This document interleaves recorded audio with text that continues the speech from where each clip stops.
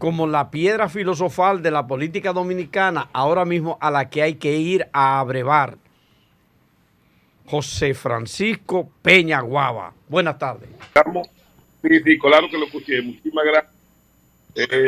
Creo que no es correcto entender esto de esta manera. Lo que pasa es que todo político que se dedique a estudiar con atención los fenómenos sociales, a estudiar lo que está sucediendo a nivel mundial, puede tener igual capacidad de entender la realidad del mundo de hoy y puede acertar en una gran parte con lo que pueden suceder hacia el presente y hacia el futuro. O sea, esto no es más que obra de buena información y tener claridad y objetividad en el análisis. Eso es solo, Sí, solo eso. sí, pero José Fran, todas las informaciones que nosotros tenemos dan cuenta de que de todos los partidos buscan la manera de ir a comer contigo a tu casa. Ese comedor lo hemos visitado, ¿verdad? José Fran, Joanna le saluda. Joanna Parra. Soy amigo de todos, tengo buenas relaciones por el foro de partido político, que es un proyecto que ya tiene casi 9 años, que nosotros hemos contribuido y se ha convertido en una estructura de defensa de la partidocracia nacional, y cada que acuden todos los partidos políticos para defender los intereses institucionales del sistema de partidos de la República Dominicana, y en ese fin y en función de esa realidad hemos construido una relación de amistad perdurable y permanente con todas las fuerzas políticas del país, reconocidas o no por la Junta Central Electoral. José Fran, en muchos de tus escritos tú has estado haciendo planteamientos sobre la realidad internacional y sobre la realidad nacional, sobre la crisis económica, sobre la crisis de gobernabilidad que pudieran suceder en todos estos países, incluyendo República Dominicana. Al día de hoy, ¿cuál es tu evaluación de lo que está pasando ahora en el mundo y su influencia en la República Dominicana? Bien, mira, la realidad es que estamos en un mundo complicado. Estamos ante una guerra prolongada, un nuevo criterio de guerra fría que se está apreciando en una guerra real entre Rusia y Ucrania, que está creando todo un nuevo orden mundial. Y tenemos que ver que esta guerra de reposicionamiento de la potencia está creando a su vez una crisis económica, posteriormente monetaria, y que viene acompañada de ya las secuelas de una profunda crisis sanitaria por la pandemia del COVID-19, y que ahora viene siendo también una crisis geopolítica. Entonces, la verdad es que estos son momentos, tiempos inéditos que obligan a cada político y más aún a los estadistas a ser muy cautos en la toma de sus decisiones, porque como en República Dominicana, como el caso nuestro en particular, todos los problemas tienen una factura exógena importante. No se pueden tomar decisiones al margen de esta realidad. Somos una sociedad de servicio, turismo, y tenemos que entender que todos los problemas externos nos van a afectar sensiblemente, porque vivimos una gran parte de nuestra economía de lo que la remesa de la diáspora y del turismo. Entonces, lo real es que nosotros tengamos graves problemas ante esa situación, por lo cual el gobierno dominicano, no importa que sea el que hoy preside el presidente Luis Abinader, como el que presidirá el doctor Leonel Fernández, que no me cabe la menor duda, a partir del 2024, tiene que entender esa realidad mundial y tomar decisiones asertivas. Y sobre todo, vamos a decir, uno de los profundos problemas y diferencias que tenemos hoy con el gobierno del cambio, que el gobierno del cambio hace rato debió de haber quitado partidas, incluyendo educación, y llevarla a la agricultura para garantizar la seguridad alimentaria del país. Porque con el grave problema que existe con las interrupciones de abastecimiento mundial, con la crisis de los contenedores y con el propio problema de este reposicionamiento de las potencias, se hace necesaria garantizarle la comida al pueblo dominicano. José Frank. Quiero decirte que en parte también a nuestros vecinos insulares, porque también ellos se abastecen en gran parte de la República Dominicana. Luis José Chávez. Sí, una pregunta, José Frank. ¿Tú vives en la misma casa? No, yo vivo ahora hace 8 años en Puerto Hermosa, hermano. Bueno, a esa yo no he ido, está bien. Yo lo sé, mi hermano. Luis José es un hombre muy querido de toda una vida, una persona queridísima de mi padre, el doctor Peñagón. Te recuerdo siempre con el mismo cariño y eterno agradecimiento, Luis José. Así es, así es. Muchísimas gracias, José Fran. Todos te queremos también. Todo lo que te conocimos en aquel momento y te seguimos tratando en todos estos años, realmente sentimos un gran aprecio por ti, porque tú eres un ejemplo de cómo se puede ejercer la política con decencia y con respeto. Bueno. Claro, que eso debería de ser así, José Fran, la verdad es que hay que plantear claramente que el gobierno que encabeza el presidente Luis Abinader ha hecho un gran esfuerzo para enfrentar el impacto que ha representado primero la pandemia y sus consecuencias sanitarias y económicas, y luego, naturalmente, el impacto económico de la crisis geopolítica como consecuencia de la confrontación entre Rusia y Ucrania. Pero como te referiste al tema del desabastecimiento, dando la impresión de que el gobierno no ha hecho lo suficiente o tal vez lo necesario para garantizar el abastecimiento de los productos básicos que demanda la canasta alimentaria de la República Dominicana, necesariamente debo preguntarte si tú consideras que ha habido en estos 2 años, en medio de la pandemia y luego en medio de la crisis geopolítica, un desabastecimiento basado en el hecho de que no haya una producción suficiente para abastecer el mercado nacional. Sí, mira, vamos primero por parte. Mira, primero tenemos que ser objetivos. El presidente Luis Abinader es un hombre de buenas intenciones. Y yo creo que hay que ser sinceros, no podemos decir que ha habido un interés por parte del gobierno en no buscarle soluciones a los problemas. Lo que es un problema de visión, vamos a llamarle así. El problema y de pericia. Hay que entender que para la experiencia que tiene el equipo de gobierno del cambio, bien lo ha hecho, porque la mayoría nunca habían sido funcionarios públicos nunca. Y realmente hay que entender que conocer el Estado, gobernar, se aprende a gobernarlo. Y ciertamente en ese proceso de aprendizaje es que está el propio presidente Luis Abinader. Ahora bien, ¿cuál es la situación? La situación es que estamos ante una realidad y un hecho concreto. Tenemos que ir al auxilio de los sectores vulnerables de la nación. El problema de la clase media y la clase popular es enorme. Mire, el diarismo resulta un acto de valentía que tenemos todos los dominicanos que nos levantamos día a día para buscar la solución a los problemas diarios del diario vivir. Los costos enormes de la vida, que no comienzan el problema con el gobierno del cambio, pero sí se han recrudecido. Hay productos que han aumentado el 100%. Pero mire, hay los materiales de construcción, hay productos que han aumentado el 400% y el 500% en 2 años. El que no compra, como yo, que compro todos los días en mi casa, ¿verdad? Porque yo sí sé lo que cuesta, lo que costaba y lo que cuesta la cosa. Tiene que saber cómo ha disminuido, cómo ha mejorado los niveles de vida de la gente. Entonces, yo no estoy diciendo que el presidente Luis Abinader sea el culpable, pero tiene que buscarle solución. ¿A quiénes? A quienes tienen menos capacidad para resolver esos problemas. Hoy el costo de la vida es enorme. Y hoy ese es el gran problema, el gran dolor de cabeza de la mayoría de los dominicanos. Es que, dígame usted, ¿quién come? ¿Qué familia pobre de Guachupita, de Gualey, de La Cañita, come con menos de 1,000 pesos diarios? Eso es imposible.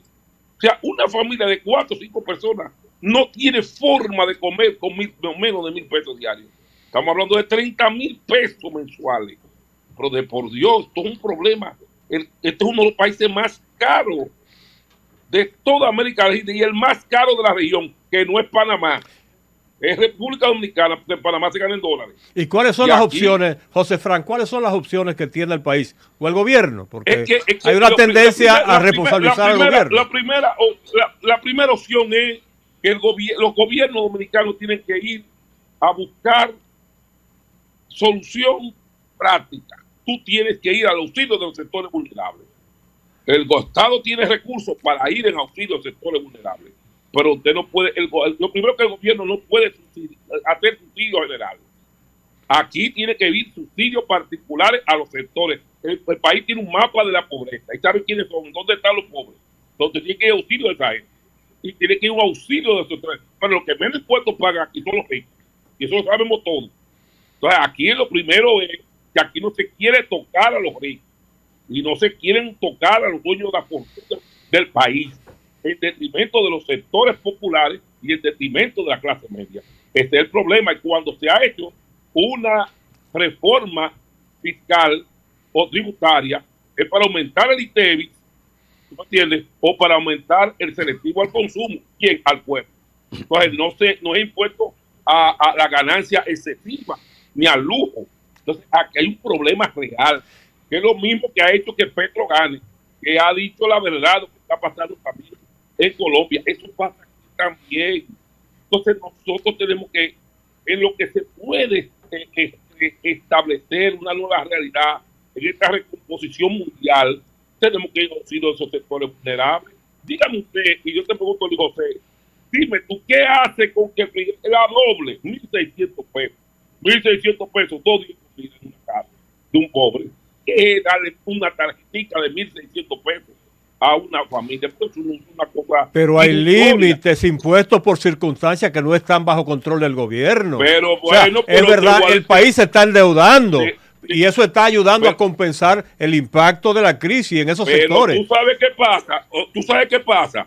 Que hace rato que aquí debió de rebajarse el presupuesto de educación. Porque para dárselo a agricultura una parte. Mientras mira, eso tiene sentido. Eso debe ser un tema de debate. Eso es cierto. Aunque sea coyunturalmente. Oye, lo que pasa es que tenemos un grave problema. Cuando tú tienes problemas de comida y de medicina, Luis José, es un problema básico de la gente. Básico, cuando la gente no puede comer, cuando la gente no tiene con qué comprar su medicina. Un problema básico de un pueblo, un problema de la asistencia. Ese tema se puede colocar en la agenda del país. Se puede colocar. No decidirlo el gobierno unilateralmente, ni porque lo proponga José Francisco Peñaguaba. Tiene que haber una política de consenso para eso, con lo cual yo estoy totalmente de acuerdo. Y todos estaríamos de acuerdo en apoyar al gobierno si ciertamente toma esta iniciativa, porque no soy de lo que creo. Diga que hay que esperar las elecciones y hay que esperar que llegue un gobierno para buscar solución a los problemas del país. O yo soy el primero que aplaudiría cualquier decisión que tome el presidente Abinader, que venga a buscarle la solución o a amainarle los problemas a los sectores más vulnerables de la nación. Con eso no se hace política, ni se hace electoralismo. Yo estoy consciente de eso. Estamos conversando con José Francisco Peñaguaba. Un hombre de Frank, energía. Para los amigos. Quien se ha convertido, decíamos en principio y lo reiteramos, en un gurú para los políticos por los juicios que semana tras semana y las advertencias que haya hecho, que se han convertido de advertencia y análisis en realidades crudas en el país. Joanna Parra. Bien, José Fran, saludos, Joanna Parra por acá. Joanna, Dios te bendiga. Amén, amén, aquí estamos. Pues un equipo de primera que hay aquí. Premium, de verdad que sí. Lo confirmó Joanna. Déjeme decirle que usted estaba tocando un tema con muchísima energía. Y creo que es un tema sensible, ¿verdad? Para la población, que es el tema de la comida. Es el tema de la comida.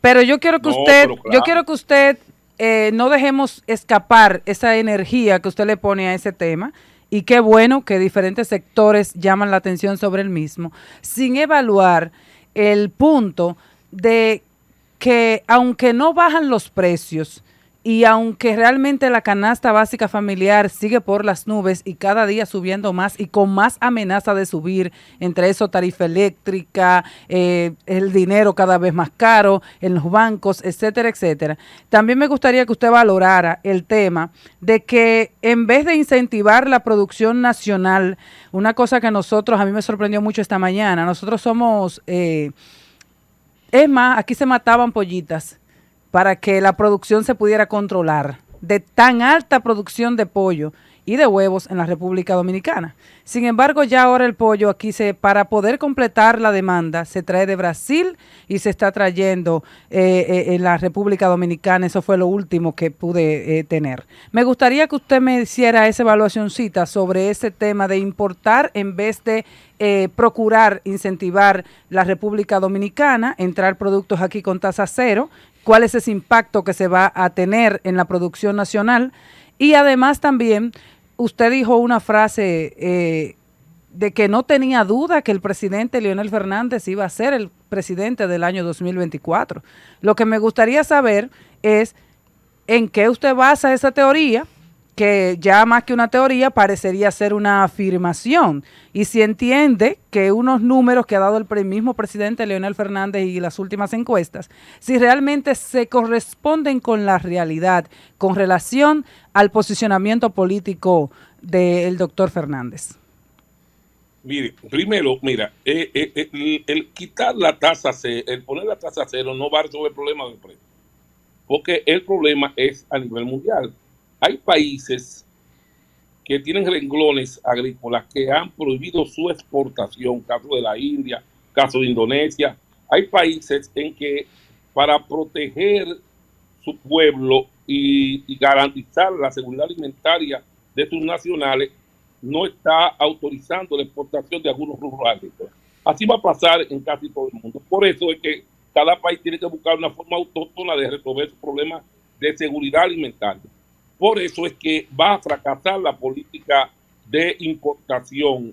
Era una política masiva de inversión al campo, de quitarle recursos a quien tiene ahora demasiados recursos y garantizar con ellos los recursos necesarios al Banco Agrícola, al Ministerio de Agricultura, al plan de siembra, para sembrar el país completo y garantizarle la comida a la población.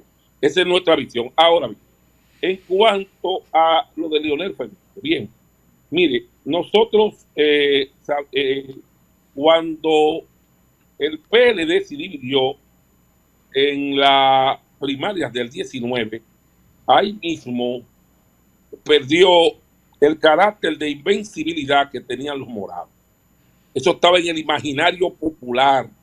El PLD ganaba las elecciones como fuera porque tenía el apoyo mayoritario de los sectores populares y de los poderes fácticos.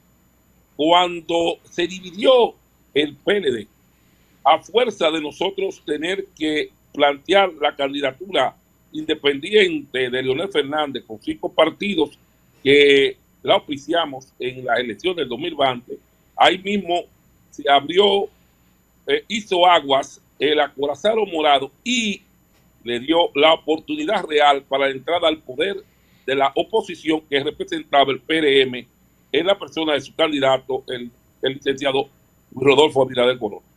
Entonces, es producto de una división por la cual gana las elecciones, nuestro amigo, el presidente Abinader. Bien, nosotros articulamos una alianza que fortaleció al presidente Abinader. Cuando hicimos una alianza opositora de 17 partidos, donde llevamos la mayoría de las candidaturas uninominales unidas, apenas me dijo el mismo Luis Abinader que cuando íbamos a conducir esto, solamente 6 provincias tenían candidatos con posibilidades reales el PRM. Construir esa unidad opositora, ¿a quién fortaleció? A quien tenía posibilidad de ganar. ¿Quién? Luis Rodolfo Abinader. Por eso es que Luis Abinader gana elecciones por el concepto del voto útil. La gente no vota su voto. Y por eso es que Leonel, que nunca marcó menos de 16, 17, 18 puntos, termina en 9%. ¿Por qué? porque una parte importante de ese voto va hacia quien tenía la posibilidad de ganar y con la única intención de sacar al sector del gobierno del poder que lo representaba el danilismo y la candidatura de Gonzalo Castillo. Entonces, ¿cuál es la realidad? La realidad es que el país le dio una oportunidad a este nuevo liderazgo. Mala suerte. Yo no puedo decir, y lo digo, lo he dicho en varios de mis escritos, yo no puedo decir que solamente sea producto de un interés prevalido de una situación especial al interno del PRM en términos de calma histórico del PRD, sino también en función de una situación mundial muy difícil que le ha tocado al presidente Luis Abinader y al PRM, primero con lo de la pandemia, ahora con esta crisis, esta multicrisis, esta mega crisis. Ahora, esto nos hace ver que esta es una crisis, la más importante crisis que hemos tenido en los últimos 70 años, según la CEPAL. Las posibilidades de un proyecto reeleccionista o que un partido político en el gobierno pueda reelegirse es casi nula. En 18 procesos electorales, ahora con el de Colombia de 18, solamente se ha quedado en el poder, óigame bien, única y exclusivamente se ha quedado en el poder Nicaragua, con sus tintes especiales. No podemos mencionar el caso, ¿verdad?, de Canadá, porque es un sistema parlamentario y el Partido Liberal apenas sacó un 32%. Y para que se mantuviera hoy en el poder, el primer ministro hubo de hacer todas las alianzas necesarias para poder conseguir la mayoría y poder manejar el gobierno. Todo ha perdido los gobiernos, todas las elecciones. Pero no solamente eso, sino que en 13 elecciones, y fue muy claro, inclusive hasta sincero, Uribe, al día de ayer, el día de antes de ayer, en la reunión que sostuvo con Gustavo Petro, admitió que su partido, Centro Democrático, había pasado del primer lugar al cuarto lugar. O sea, los partidos del gobierno ni siquiera están compitiendo por el poder en las elecciones. O sea, esa es la realidad. El país, la idiosincrasia dominicana, hay que analizarla previo a analizar las tendencias mundiales. ¿Cuál es la idiosincrasia dominicana? Que el poder se construye desde el poder, de la realidad de la dominicana y más de los últimos 100 años. ¿Qué pasó en el 1966? Hubo de buscar a Balaguer a Nueva York y traerlo a República Dominicana para ser presidente. El bonapartismo balaguerista se impuso en el 1966, pero después de nosotros haber luchado tanto para sacar a Balaguer del poder en el 1978, en apenas 8 años, el todopoderoso PRD se dividió y perdió el poder de Joaquín Balaguer en el 1986. Entonces, ¿hacia dónde miran los dominicanos? Hacia acá. Pero ¿qué pasó en el 2004? ¿Verdad? Ante la crisis financiera y bancaria del país, que no pudo manejar de manera exitosa el PRD y el presidente Hipólito Mejía, ¿qué hizo el país? Miró hacia atrás y volvió y trajo a Leonel Fernández al poder en el 2004. Se ganaron 8 elecciones consecutivas a nivel presidencial, congresual y municipal, y tuvo que dividirse el PLD para que la oposición tuviera una opción para ganar. Entonces, hay una realidad. Nadie tiene el posicionamiento, la estructura, la vocación y los vínculos con los poderes fácticos para garantizar volver al poder que no sea Leonel Fernández. Eso, el poder no sea aquí, no se construye. Mire, Luis Abinader, que no es ningún outsider, porque Luis Abinader fue candidato vicepresidencial de 2012, fue candidato presidencial de 2016, y en su tercer intento, producto de la división del PLD, es que llegar al poder. O sea, nadie construye aquí el poder ni que todo va a llegar al poder mañana. Eso es imposible en República Dominicana. Estamos conversando. Sí, estamos entonces, conversando. esa es la realidad. Volverá Leonel Fernández al poder en el 2024. Eso apuesten lo que será así. Estamos conversando con José Francisco Peña Guava, presidente del Bloque Institucional Socialdemócrata, un referente en el pensamiento político en estos momentos en la República Dominicana. Carlos del Pozo. Feliz tarde, José Fran, ¿cómo estás? Dios me le bendiga. Conversar con usted, pues, es una gran experiencia, un articulador de la política dominicana que ha gravitado en los últimos 30 años de la vida política, que ha estado presente en los triunfos de los diferentes partidos que han gobernado la República Dominicana. En varias ocasiones, usted dentro de esta conversación ha hablado de la división que se produjo en el PLD que facilitó el triunfo del PRM. En este caso, por ejemplo, vemos que no se vislumbra en el escenario político inmediato, aparte de la crisis, claro está, una división en el partido de gobierno. Sin embargo, vemos un escenario político donde hay dos fuerzas que tienen también posibilidades reales, pero que están dispersas. Su experiencia, ¿por qué usted entiende que el PRM, en este caso el presidente Luis Abinader, no tendría oportunidad de lograr una repostulación? Si hay una división en la oposición. Por tres razones. Los pueblos no reeligen crisis. Los pueblos no reeligen inflación. Los pueblos no reeligen inseguridad. Esa es la realidad. Eso no tiene que ver precisamente que sea de factura local, pero esa es la realidad. La gente no va a reelegir esas realidades que estamos viviendo al día de hoy. O sea, nadie va a reelegir que los precios aumentaron un 200% o que los productos de construcción llegan a 1000%. Nadie reelige eso. Lo primero, nadie reelige eso. Primero. Segundo, el PRM nunca tuvo el 50%. Nunca lo tuvo. No puede tú pretender que la oposición, el gobierno pueda tener el 50% cuando la oposición en sus mejores tiempos tampoco lo tuvo. Hubo que producirse una situación especial de un voto, ¿verdad?, de otros sectores que vinieron para sacar al poder al dalirismo, que hicieron causa común, pero no son votos propios. Tercera realidad, oye, el gran descontento que hay en el PRM, pero es que eso no es una división, eso es peor que una división.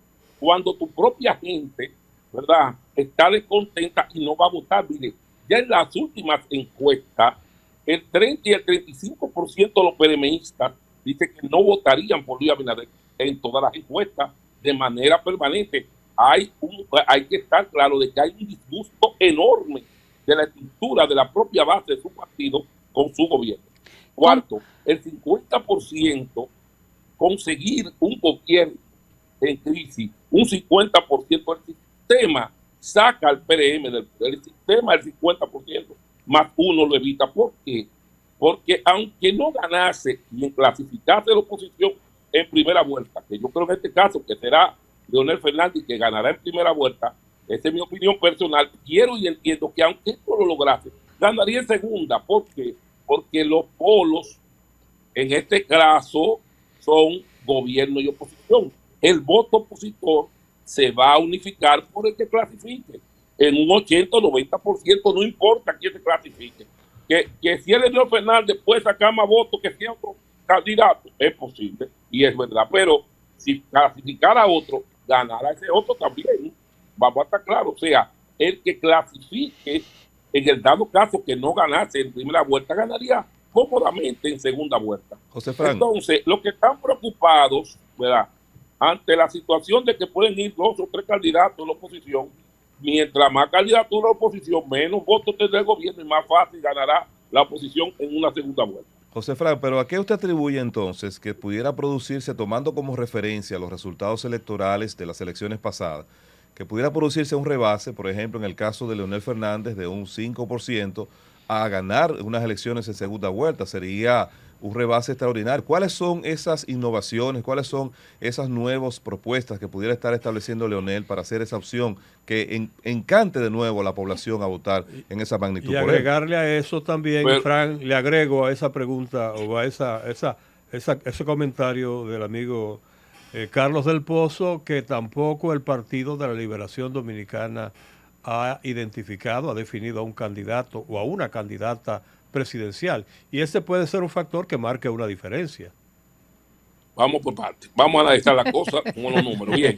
Leonel Fernández hubo que hacerle trampa. Leonel Fernández le ganó la primaria al gobierno, señores. Al gobierno. Hubo que hacerle trampa abiertamente y dejarle abierta la urnas hasta la 1 de la mañana, oye bien, cosa que admitió la Junta Central Electoral para que Gonzalo le llevara 15 o 20 mil votos. Señores, Leonel Fernández le gana la convención, la primaria, con casi 1 millón de votos a su propio gobierno. Entonces, ¿cuál es la realidad? Entonces, no es Leonel Fernández, no es Leonel Fernández.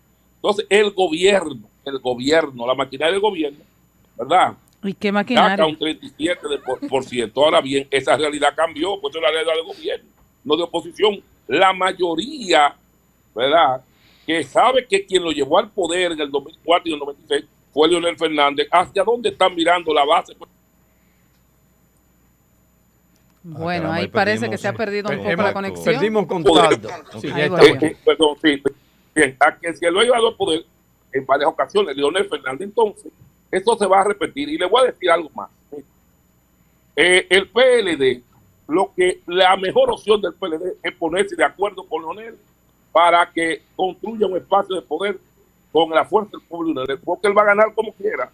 Para que lo sepan, va a ganar como quiera, porque óyeme bien, si no pactan en primera vuelta, el PLD va a votar en la segunda vuelta en masa por Leonel, en la segunda vuelta. ¿Por qué va a votar por el PRM? ¿Por qué vamos a hacer, señores? No seamos tontos, no digamos cosas que son disparates. O sea, si el PLD queda en tercer lugar, como va a quedar, ¿verdad? En tercer lugar, esa base va a votar por quien votó en el 96, por quien votó en el 2004, por quien votó en el 2008, por quien lo dejó en el 2012, por quien lo apoyó en el 2016. Por Dios, hombre, política hay que ser objetivo cuando se habla de política. Entonces, Leonel Fernández va a ser positivo. Pero no hablemos de Leonel Fernández, yo le hablemos de hoy. Hablemos que Leonel tiene un 40% hoy. En las encuestas del gobierno, en la encuesta del gobierno, en la encuesta del sector privado. No hemos hecho encuestas. En la encuesta de los empresarios, la encuesta del gobierno, que Leonel tiene un 40 hoy. Y creciendo cada día más. Entonces, eso es una realidad. Y esto es un país con sentido de la oportunidad. La gente aquí tiene olfato. Y la gente se va con quien va a ganar. Entonces, pero mi hermano, ¿qué le está pasando? Vamos a perder la realidad. Aquí la gente no inventa. Estamos dialogando con José Francisco Peña Guava, José Frank para los amigos, presidente del Bloque Institucional Socialdemócrata, Luis José Chávez. Bueno, pienso yo, es una especulación, porque evidentemente es difícil predecir el futuro, sobre todo en política. Cualquier cosa puede pasar, incluyendo las circunstancias que han provocado la actual crisis. Pero hay que decir que para pensar en un posible reencuentro entre las dos principales fuerzas que se originaron en el PLD, encabezada por un lado por el actual presidente del PLD, Danilo Medina, y el saliente líder del PLD y ahora líder de la Fuerza del Pueblo, Leonel Fernández, dependerá mucho de qué pasa internamente en el PLD, porque ya la Fuerza del Pueblo ha definido claramente cuál es su vía para competir en las elecciones del 2024, cabezada evidentemente por el doctor Leonel Fernández. Pero, ¿qué pasaría si el PLD depende de Margarita Cedeño, la ex compañera de Leonel Fernández, o Abel Fernández, por ejemplo? Martínez. O Abel Martínez. Perdón, y Abel Martínez. O que suceda algo que implique que el licenciado Danilo Medina mantenga el control pleno de ese partido. Y parecería que el nivel de confrontación entre Danilo y Leonel se mantiene como el primer día, desde el momento en que se produjo la ruptura. ¿Cómo arma ese tablero José Francisco Peña Guava, pensando en lo que pueda pasar a corto y mediano plazo en el PLD? Primero, quiero acotar algo. Mira, la gente cree que como que es Baco Chivo que tiene su casa y que yo controlo. La gente no controla a nadie, eso es mentira. Los pueblos están determinados a dirigirse en función de sus particulares intereses. Mira, le voy a contestar con dos situaciones. Primero, si Balaguer hubiera insistido en fortalecer su partido en el 96, hubiera quedado en segundo lugar y hubiera quedado el PLD en tercer lugar, ¿verdad? Hubiéramos ido en una segunda vuelta. ¿Quién hubiera sido presidente? Pero Peña Gómez, pero por mucho. Sí. Y mira la diferencia abismal que teníamos con el PLD. Y el PLD hubiera votado por el Balaguer. No, hombre, no hubiera ganado Peña Gómez de calle. Porque el voto opositor, por más diferencia que tenga, el voto opositor hace dos cosas. O vota por la oposición o no vota. O vota por la oposición o no vota. Con eso le doy la puerta. La segunda es una experiencia que tengo sobre lo que es el voto opositor. Mire, en el año 1990 fui con mi padre a un restaurante que estaba cerca del PRD que se llamaba Mesón de Castillo. Era un español el dueño de ese restaurante, amigo de Peña Gómez, y le dijo a Peña Gómez que querían tirarse una foto de sus empleados y salieron todos a la cocina y todo el mundo. Orgulloso, Peña Gómez vio cómo todos le ponían a Peña Gómez en la mesa sus carnets del PRD. Todos eran PRDistas. Y sacaron una cámara y la foto, y ese hombre feliz con que todo el mundo la pelea. Uno de los camareros le dijo a Peña Gómez: líder, nosotros somos PRDistas todos, pero tengo algo que decirle, que nosotros vamos a votar por Guapo. Que nosotros vamos a votar por Guapo. Oye, este hombre se quedó. Y, oye, que iba a votar por Guapo para sacar a Balaguer. Señores, testimonio inédito. Oh, pero eso te demita a ti. Al líder se lo dijeron. Papá, ¿verdad? Remoló y me dijo, pero bueno, está bien, entonces me dijo en el carro. Bueno, pero estas son las realidades. Entonces los votos hay que verlo así. Es dueño de los votos de la oposición el que clasifique. Yo entiendo que será Leonel, pero si fuera Margarita, se lo lleva Margarita, si es Abel, se lo lleva Abel. Esa es la realidad. El que clasifique es dueño de todos los votos de la oposición. Esa es la realidad. Entonces, a la hora de hacer análisis, tenemos que hacer análisis concretos y realistas. No van a votar por el gobierno. Eso no importa. Y habrán varias candidaturas. Y ya, mire, el Frente Amplio está oficiando un acuerdo con el país y con el Movimiento Patria para Todos para llevar una opción de izquierda, ¿verdad? Y otros partidos pues también dirán, bueno, mientras más amplio sea en las estructuras opositoras, menos posibilidad tiene el gobierno de ganar la elección. Johanna Parra. José Frank, usted le llaman un estratega político y armador de fino olfato. La alianza o coalición de alianza de Ganaremos, cuando ustedes hicieron el lanzamiento, algunos sectores trataron pues de ridiculizar esa presentación. La pregunta es, al día de hoy, ¿cómo van las concertaciones y esos movimientos estratégicos de alianza? Porque como usted dice que la oposición al fin y al cabo será alineada hacia uno u otro candidato, ¿cómo va usted en ese proceso y ese trabajo arduo que sabemos que usted siempre tiene? Mire, aquí hay 26 partidos políticos reconocidos. Y creo que serán uno o dos más. Llegaremos a 28, 29 partidos reconocidos a las elecciones. Es un sistema pluripartidista. Bien. Lo normal es que el gobierno pues tiene capacidad para conseguir apoyo, eso está claro. Y lo conseguirá, como lo conseguimos nosotros en el ayer. No vamos a subestimar la capacidad del gobierno de conseguir apoyo. Ahora, la gente tiene olfato.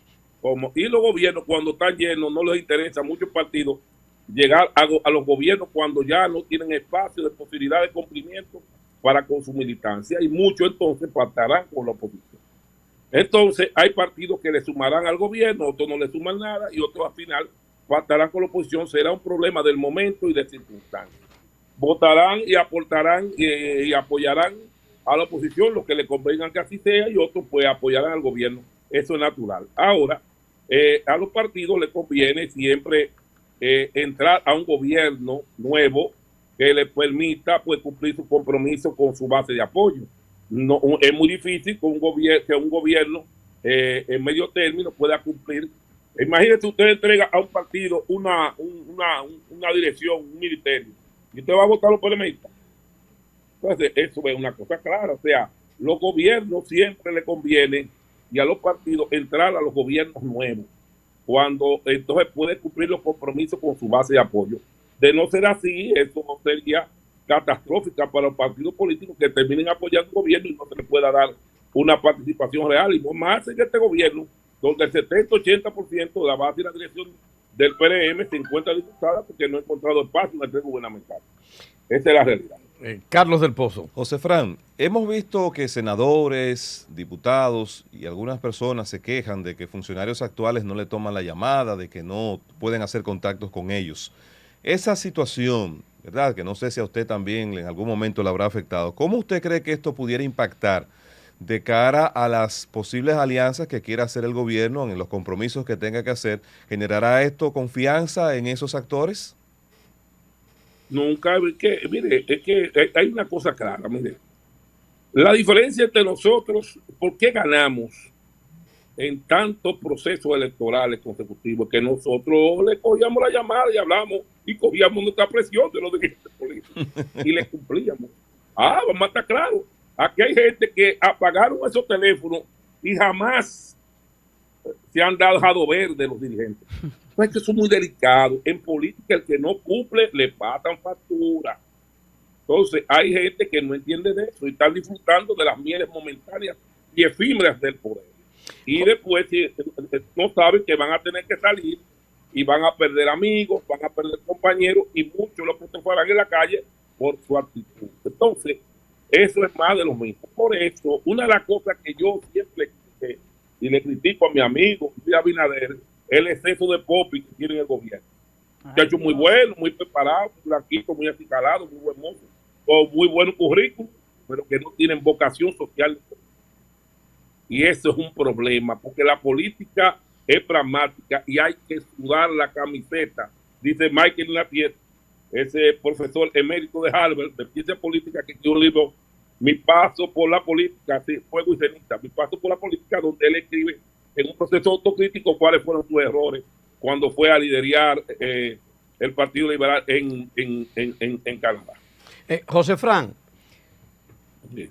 por último, en el proceso anterior, en el proceso electoral anterior, había un escenario político donde estaba prestigiado la parte ideológica y política antes de que llegara la pandemia y la crisis económica, y eso hizo que surgieran la Marcha Verde, un escenario donde participó grandemente Participación Ciudadana como entidad representativa de la sociedad civil.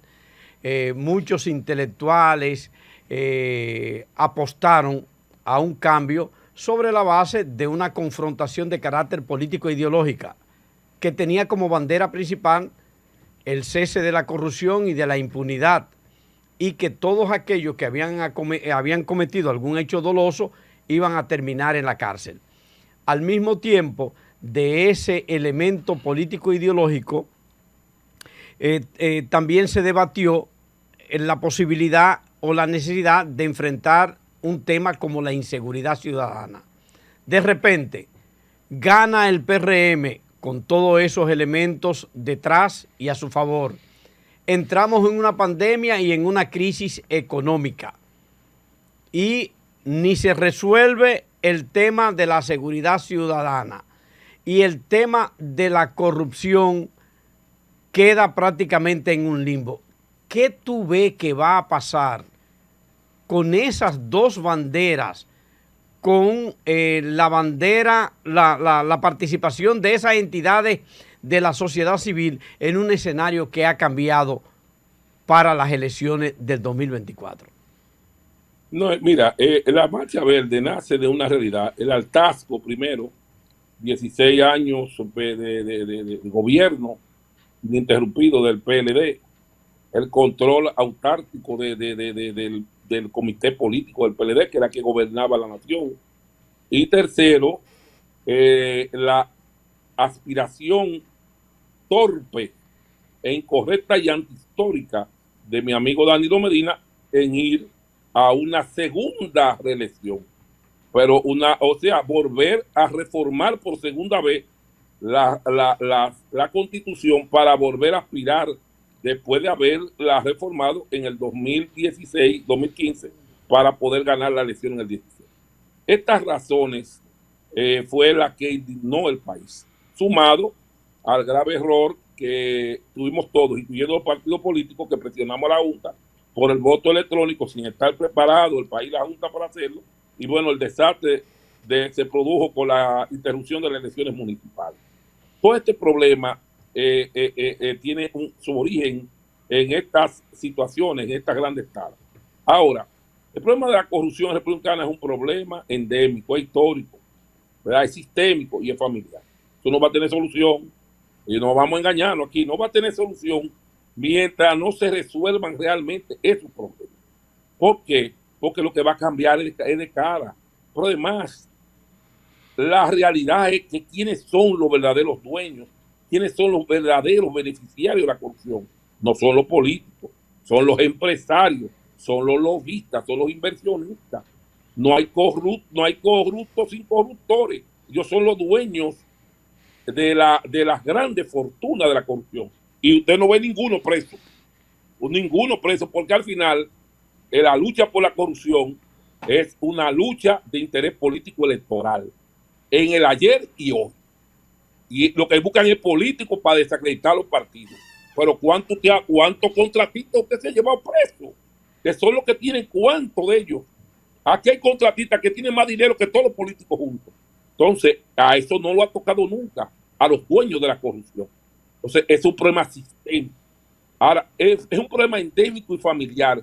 Y si se quiere realmente combatir la corrupción, hay que crear verdaderos, oye bien, criterios institucionales para combatirla. Lo primero, quítenle el derecho a comprar a los funcionarios y que se creen estructuras como existían antes, una dirección de compra, una dirección de cosas. Entonces debe poder a 3 instituciones, pero mientras exista, ¿verdad?, esa discrecionalidad de los funcionarios de 400 instituciones comprar, nadie va a quitar la corrupción en la República Dominicana, nadie. Ahora, ¿usted quiere disminuir la corrupción? Pues profesionalice a que sean 3 o 4 instituciones las que compren. Cuando la gente deje de comprar, ¿no me entiende?, y deje de tener esta discrecionalidad para una serie de toma de decisiones, entonces va a disminuir, pero no va a desaparecer, va a disminuir la corrupción. Esa es la realidad. Muchísimas gracias a José Francisco Peñaguagua, presidente del Bloque Institucional Socialdemócrata, que además se convierte en nuestro consultor de cabecera de ahora, la Super 7, no, para poder estar, mis queridos amigos, para poder estar nosotros, para nosotros también estar adelante en el análisis político. Gracias. Cuando quiera, cada vez que quiera, usted me llame, que usted sabe que estamos a su entero servicio. Muchísimas gracias, José Fran. Abrazos. Gracias y además infinitas. Con mi querido Luis José Chávez, que siempre me acuerdo del cariño permanente y el afecto sensible que tenía mi padre para él. Gracias, José Fran. Un abrazo.